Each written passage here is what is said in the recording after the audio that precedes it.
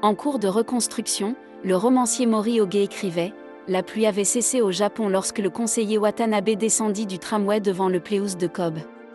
Évitant les flaques d'eau sur les trottoirs de soie, il se dirigea rapidement vers le quartier de Kobe, où se trouvait le bureau du ministère des Communications. En longeant le canal, il se rappela qu'il y avait quelque part dans ce quartier un restaurant dont il avait vu l'enseigne à un coin de rue. Les rues étaient calmes en cette soirée.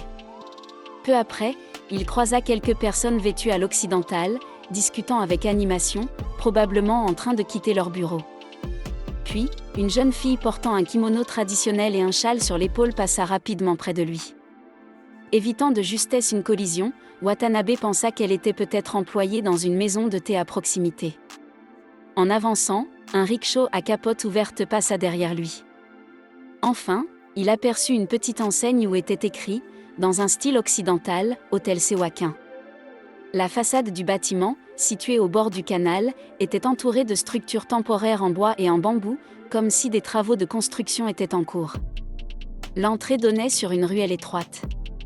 Dehors, 2 escaliers inclinés formaient un triangle inversé, avec des portes vitrées à leur sommet.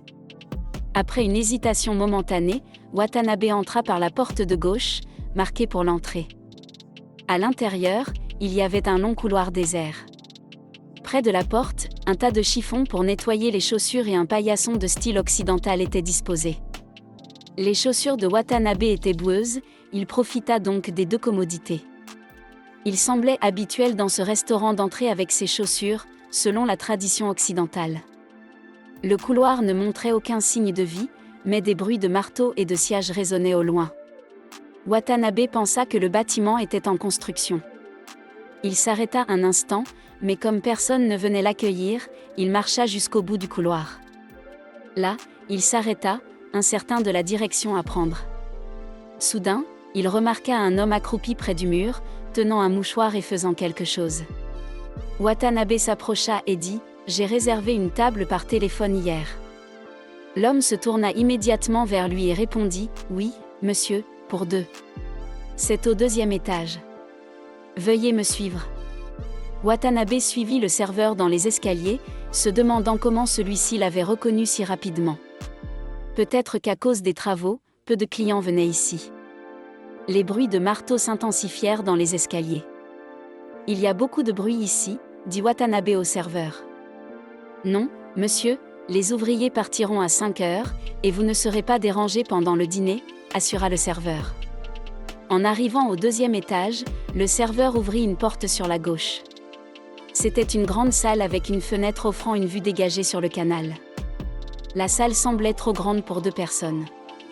Il y avait 3 tables rondes, plusieurs chaises, un grand canapé, sous la fenêtre, un pot contenant une plante grimpante de 3 pieds de haut, à côté de laquelle se trouvait une plante naine ornée de raisins. Le serveur ouvrit une autre porte et dit « Monsieur, voici votre salle à manger. » Watanabe entra dans une petite pièce magnifiquement décorée, avec une table au centre couverte de 2 nappes, et au milieu, un panier de fleurs d'azalée soigneusement arrangé. Satisfait, Watanabe retourna dans la grande salle, le serveur partit, et il se retrouva seul. Soudain, les bruits de construction cessèrent. Il regarda sa montre, il était exactement 5 heures. Il restait encore une demi-heure avant son rendez-vous. Il prit un cigare dans une boîte sur la table, en coupa le bout et l'alluma. Étrangement, il était totalement insouciant à propos de cette rencontre.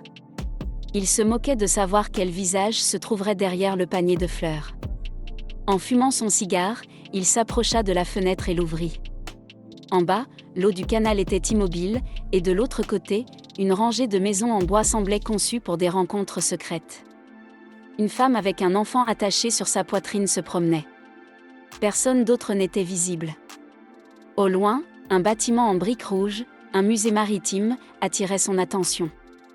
Watanabe s'assit sur le canapé et commença à observer la pièce. Quelques tableaux étaient accrochés au mur, apparemment pour décorer, mais ils semblaient ternes et maladifs. L'un représentait un arbre à bail avec des oiseaux chantant la nuit, un autre montrait un monde de papillons, et un 3e un grand aigle. Ces petits tableaux de style chinois ou japonais semblaient étranges sur les hauts murs. Au-dessus de la porte, un cadre contenait une image de Bouddha. Pendant un moment, il fuma son cigare, savourant la sensation de sa propre santé.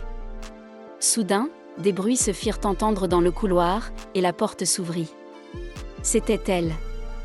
Elle portait un chapeau tanko orné de perles, un manteau d'hiver, et en dessous, un chemisier blanc brodé et une jupe d'hiver, tenant un petit parapluie dans la main droite. Watanabe réprima un sourire, jeta son cigare dans le cendrier et se leva. La femme allemande enleva son voile, regarda le serveur qui se tenait à la porte, puis tourna les yeux vers Watanabe. Ses yeux bruns étaient profonds et grands, ces mêmes yeux dans lesquels il se perdait des années auparavant à Berlin. Mais maintenant, il avait oublié les ombres de ses jours. « Je suis désolée de t'avoir fait attendre », dit-elle rapidement en allemand. Elle passa le parapluie dans sa main gauche et tendit avec difficulté les doigts gantés de sa main droite. Watanabe prit sa main poliment, pensant que tout cela était pour le serveur. « Préviens-moi quand le repas sera prêt », dit-il au serveur. Le serveur s'inclina et sortit. « Ça me fait plaisir de te voir », dit-il en allemand. La femme jeta le parapluie sur une chaise avec désinvolture et s'assit sur le canapé avec un soupir fatigué. Posant les coudes sur la table, elle commença à regarder Watanabe. Il tira une chaise et s'assit, disant « C'est très calme ici, n'est-ce pas ?» Watanabe répondit « Cet endroit est en reconstruction. Quand je suis arrivé, il y avait un bruit épouvantable. Oh, ça explique le silence. Cet endroit donne une étrange sensation d'inquiétude. Je ne suis pas une femme de nature calme. Quand es-tu arrivée au Japon ? Avant-hier. Je t'ai vu hier dans la rue Ginza. Et pourquoi es-tu ici ? Tu sais que je suis à Vladivostok depuis l'année dernière. On dirait que tu chantes dans un hôtel ou un endroit comme ça là-bas. Oui, bien sûr, je ne suis pas seule, avec une compagnie. Pas avec une compagnie, mais pas seule non plus. Je suis avec un homme, tu le connais. Elle hésita un instant. Je suis avec Kozinski. Watanabe rit et dit, alors, on doit t'appeler Kozinskaya maintenant. Elle rit et dit, ne sois pas idiot. Je chante, et Kozinski m'accompagne, c'est tout. Est-il avec toi à Tokyo ? Oui, nous sommes logés à l'hôtel Eiko Kozin. Mais il te laisse sortir seul ? Mon cher ami, je ne le garde que pour chanter, rit-elle. Watanabe pensa que s'il l'accompagnait au piano, il l'accompagnait probablement dans d'autres affaires aussi. Je lui ai dit que je t'avais vu à Ginza, dit-elle. Il est très impatient de te rencontrer. Je préférerais me priver de ce plaisir, dit Watanabe en souriant. Ne t'inquiète pas, il ne manque pas d'argent, mais s'il reste ici trop longtemps, il pourrait bientôt être dans le besoin, dit Watanabe avec ironie. Où vas-tu ensuite ? En Amérique. Tout le monde dit que le Japon est décevant, il est difficile de trouver du travail ici. Tout à fait vrai. L'Amérique est le meilleur endroit après la Russie. Le Japon est encore arriéré, en construction. Elle rit, mon Dieu, si tu ne fais pas attention, je vais en Amérique et je dirai qu'un officier japonais a admis que son pays est arriéré. Oui, je suis un officier du gouvernement, et très honorable, n'est-ce pas ? Étonnamment, ce soir est une exception. Elle enleva ses gants et tendit sa belle main blanche à Watanabe. Il la saisit fermement, mais fut surpris par sa froideur. Elle le regarda, ses yeux bruns devenant plus profonds. « Voudrais-tu que je t'embrasse » demanda-t-elle spontanément.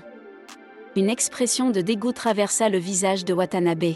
« Nous sommes au Japon » dit-il doucement. À cet instant, la porte s'ouvrit sans qu'on frappe, et le serveur apparut. « Monsieur, le dîner est servi. » « Nous sommes au Japon » répéta Watanabe. Il se leva et conduisit la femme dans la petite salle.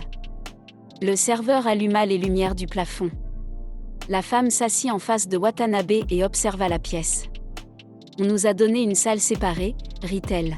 « Comme c'est romantique. »« Ce n'est qu'une coïncidence » dit Watanabe calmement. 3 serveurs s'affairaient à servir.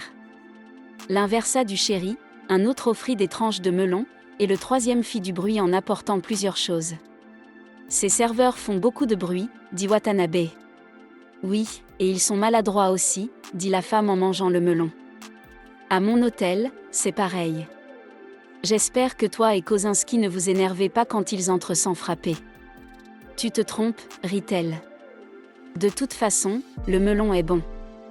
En Amérique, Tu auras des tas de nourriture tous les matins.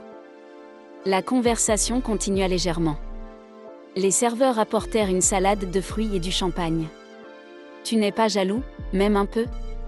Demanda soudain la femme.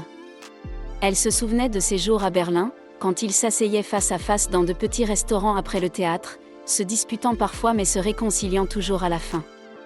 Elle essayait de donner un ton plaisant, mais sa voix trahissait sérieux et embarras. Watanabe leva son verre de champagne au-dessus des fleurs et dit « À la santé de Kozinski ». La femme leva son verre en silence, un sourire figé sur le visage. À 8h30 du soir, une voiture noire roulait lentement sur la route côtière, avec des lumières scintillant sur les vagues de la mer. Sur la banquette arrière était assise une femme, le visage couvert d'un voile.